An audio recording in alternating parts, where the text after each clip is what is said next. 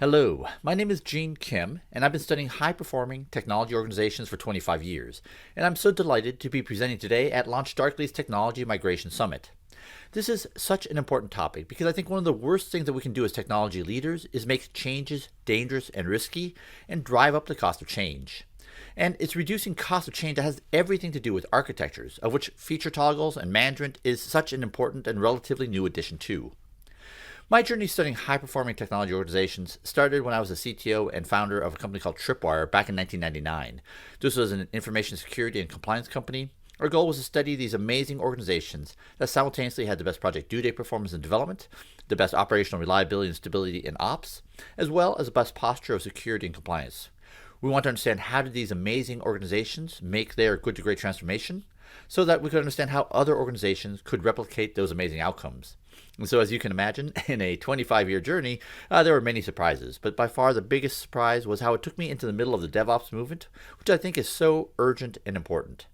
The last time that any industry has been disrupted to the extent that all our industries are being disrupted today was likely in the 1980s, when the U.S. automotive market was upended by the entrance of Toyota into the U.S. market. And I think that's exactly what DevOps is.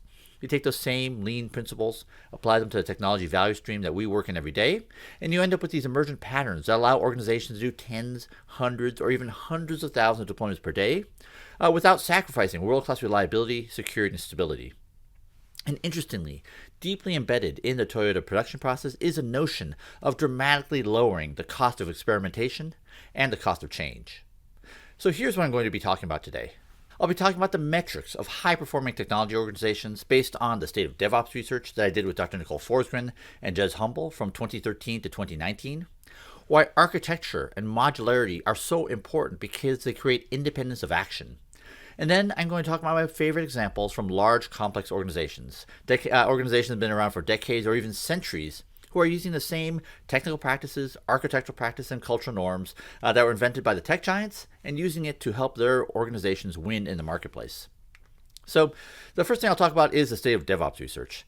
And so what we found in this cross-population study that spanned over 36,000 respondents over 6 years was that high performance exists and they massively outperform their non-high-performing peers. As measured by what? One of them was deployment frequency. We found that these high performers deployed multiple times per day. So that's 2 orders of magnitude more frequently than their peers, and they deployed more quickly. They were able to go from code committed into version control, through integration, through testing, through deployment, or making the feature available so that customers are saying thank you. They could do that in 1 hour or less. Again, 2 orders of magnitude more quickly than their peers. But more importantly, they were able to get far better outcomes. When they did a deployment or a feature release, they were 7 times more likely to have it succeed without causing a 7-1 outage, a service impairment, a security breach, or compliance failure. And when something went wrong, which Murphy's Law almost guarantees, they could fix it in 1 hour or less. And that's 3 orders of magnitude faster than their peers. And so the point here is that we can make changes more quickly and more safely.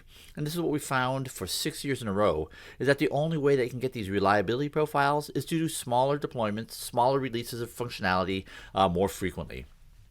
Over the years, we expanded our lens and looked at other dimensions of quality. We found that high performers, because they are integrating information security objectives into everyone's daily work, they're spending only 1/2 the amount of time remediating security issues. We also started looking at organizational performance. What we found is in these high performers, not only did they have these great technology measures, but they were also twice as likely to exceed profitability, market share, and productivity goals.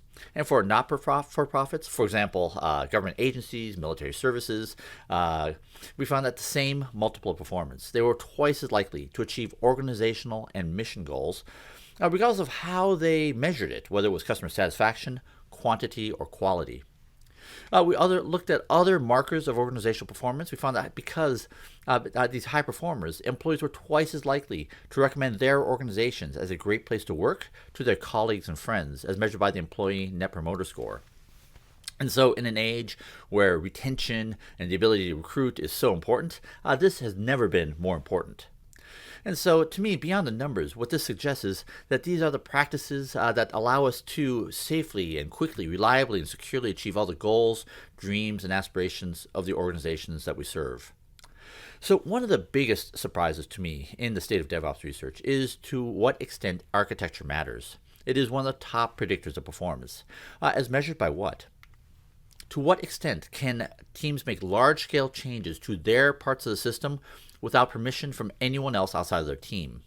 To what extent can they complete their work without a lot of fine-grained communication and coordination with people outside of their team? To what extent can they deploy or release their service on demand or their feature independent of other services that it may depend upon? I love this one. To what extent can they do their own testing on demand without the use of an integrated tester environment, which there are never enough of, they're never cleaned up, and actually couples us to everyone else who uses those integrated test environments, often the rest of the enterprise. And if all those things are true, we should be able to do normal deployments during normal business hours with negligible downtime. And so what we found is that this is what shapes the type of work we do in our daily work as developers, anyone in the technology value stream. And so I will be motivating why I think this is so important. And I just want to take a moment to distinguish continuous integration and deployment from feature flags. So in the state of DevOps research, we said there are 3 determinants of success: technical practices, architectural practices, and cultural norms. Technical practices include things like automated testing, continuous integration, and continuous deployment. Architectural practices are the way we organize our code and our organization, and feature flagging actually fits here. And then we have cultural norms. So let me explain why architecture is so important.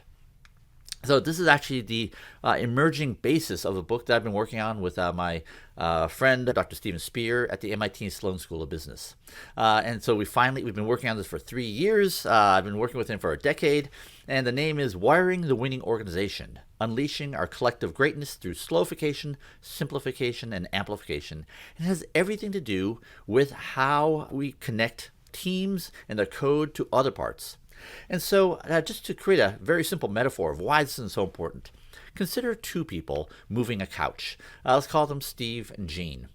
Yeah, so you might think this is all brawn work, but it actually requires a lot of brain work. And there's actually a ton of communication and coordination that's required. Because when they start, they are immediately in conversation and they have to answer questions like, where's the center of gravity? If we could go through this narrow doorway, around which axis do we rotate? To go down a narrow set of winding stairs, who goes first, and should they go forwards or backwards? And what's remarkable is that the instant they pick up the couch, they are immediately in conversation, doing trial and error, and using feedback to come up with answers to those questions. They don't need focus groups. They don't need consultants. This is something that Steve and Gene should be able to figure out for themselves. And as leaders, there are many things we can do to make their work very difficult. For example, we can turn off all the lights, so they can't see what's around them. We can actually add a lot of background noise, like a siren or loud music. And so this, unlike turning off the lights, doesn't actually change the inherent difficulty of the work, but suddenly Steve and Gene can't communicate, coordinate, exchange information with each other. And the same thing happens if we put in an intermediary that prevents Steve and Gene from talking directly with each other. Instead, they have to go through ticketing, through Jira forms, etc., right, which reduce the bandwidth of information that can flow from Steve and Gene and vice versa. And this is the concept of coherence. To what degree can the components in the system act as a unified whole, which requires logical and consistent behavior? The other thing to remark here is that there's also coupling. So Steve and Gene moving a couch, they are inherently coupled. What affects Gene affects Steve and vice versa. Versus Gene and Steve moving 2 chairs together, which can be done independently with very little need to communicate and coordinate.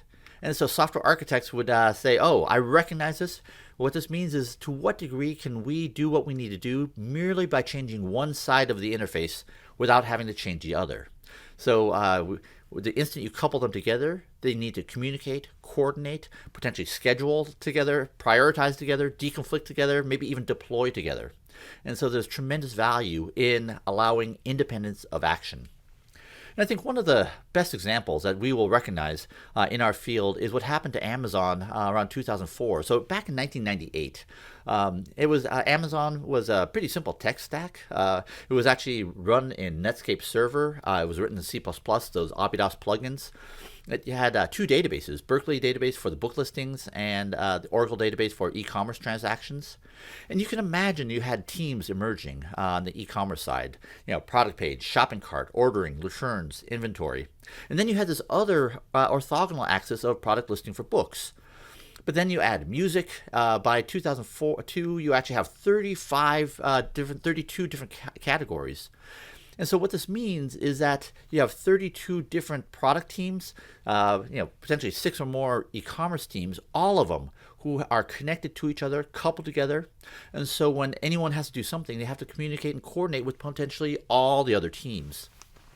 And this came to a head in 2004. Dr. Werner Vogels, in this famous ACMQ article, described how in 2005, certain teams wanted to add something to the order pipeline. Like this was the digital teams. This was Amazon Music, Amazon Video.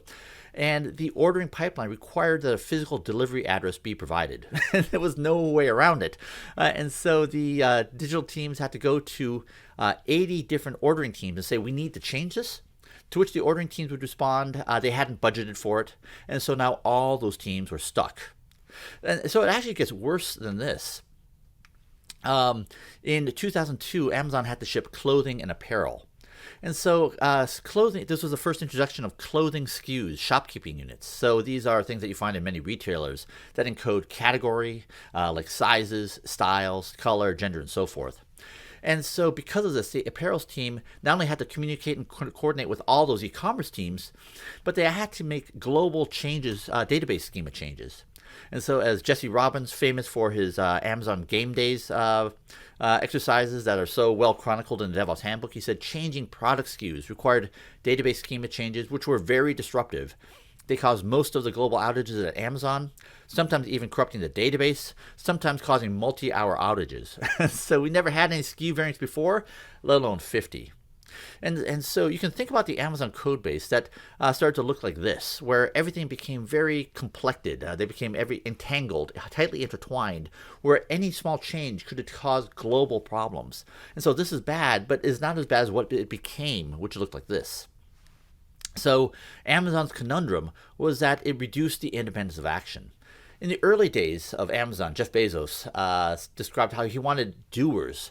That meant engineers, developers, merchandise buyers, but not managers, right? Not coordinators of work. And so the sweeping edict that came out in 2002 was his desire to create and reorganize the company around 2 pizza teams. In other words, teams no larger than could be fed by 2 pizzas, who could be unleashed to work independently to solve Amazon's biggest problems. And the goal is to communicate less and not more. And so Steve Yegge, formerly at Amazon, then at Google, he described this audacious 7-point memo that Bezos published, which triggered this $1 billion Amazon API re-architecture. The main points here are all teams must henceforth expose their data and functionality through service interfaces, or APIs. Teams must communicate with each other only through these interfaces. No other form of inter-process communication is allowed. Anyone who doesn't do this will be fired. Thank you and have a nice day. Steve Yegge jokes number 7 is obviously not true because Bezos doesn't care whether you have a good day or not. And all of this was enforced by then Amazon CIO Rick Dalzell, former Army U.S. Ranger. And so the outcome of this is that they created hard modular boundaries between teams so that that wiring diagram started to look like this. Where now teams have independence of action. Changes could be made where impacts were isolated without causing global disruption and chaos.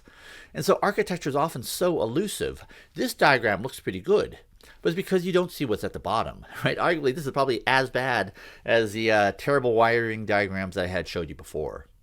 So what was the outcome of this? So the before state was in 1999, they could do probably thousands of deployments per year. By 2001, they're doing tens of deployments per year. But by creating these hard modular boundaries, by creating modularity inside of Amazon, they were able to go to 2011, 15,000 deployments per day. By 2015, they're doing 136,000 deployments per day. So by creating these hard modular boundaries that create independence of action, there's no doubt in my mind that this set the bar in terms of what the frontiers of performance looked like for the entire technology community. And so recall what that looked like. Architecture, we said from the State of DevOps research, it was to what degree can teams do their work independently without a lot of fine-grained communication and coordination with people outside of their team. So the words I've learned working on the Wiring the Winning Organization book is independence of action. I also learned that there are two types of problems that Amazon solved for. One was avoiding design time coupling so that changes can be made just on one side of an interface. And then runtime coupling, right? We want changes when bad things happen, we want them to be contained into that module, right? As opposed to rippling out and causing global chaos and disruption.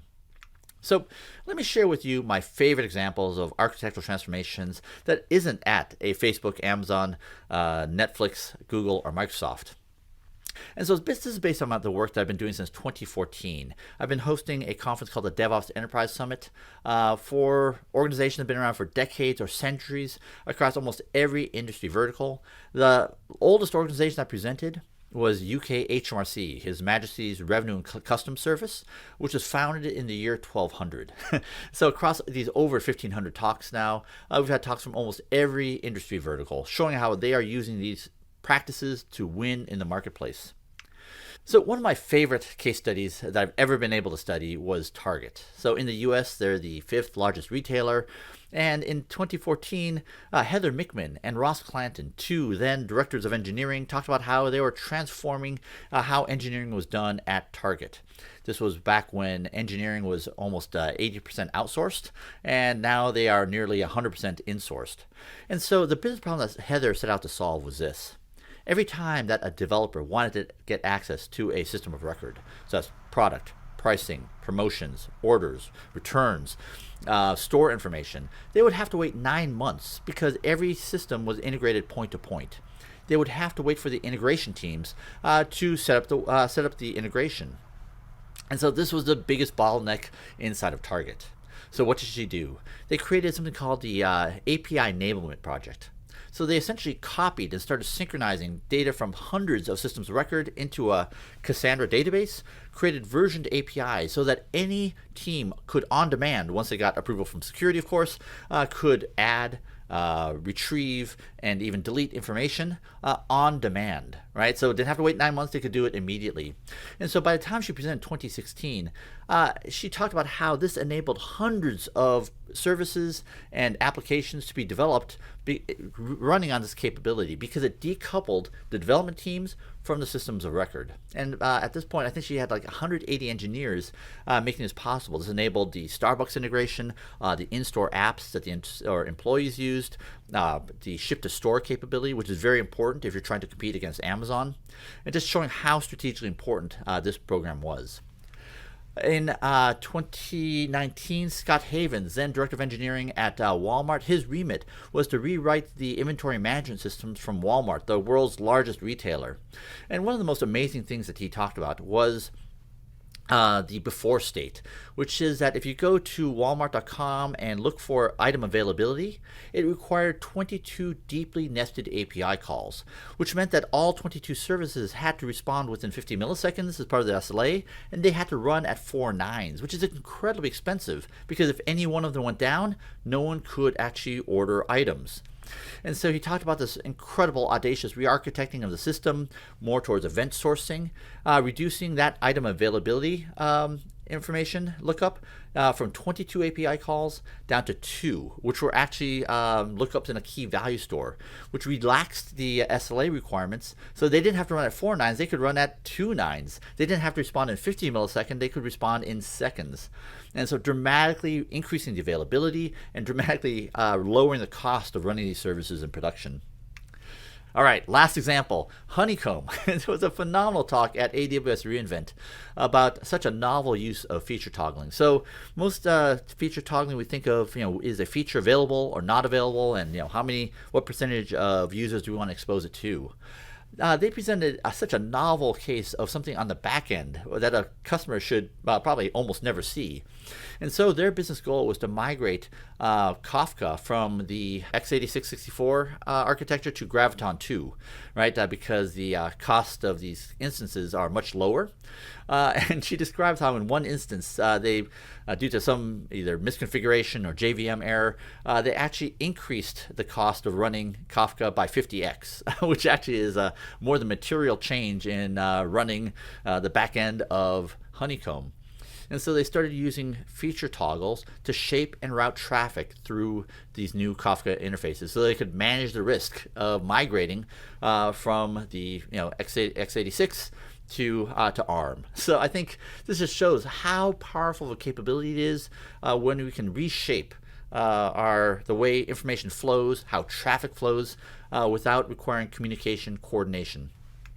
There's a wonderful quote from Winston Churchill. He said, "We shape our buildings, and thereafter they shape us." And so too, as technology leaders, we shape our architecture, and thereafter the architecture shapes us. So if you're interested in learning more about wiring the winning organization, just send an email to realgenekim@sendyourslides.com, subject line DevOps, and you will get an automated response in a minute or two. Thank you so much, and I'm so much looking forward to learning with you from John Kojamal and his fireside chat with Kate Halterhoff from RedMonk. Thank you.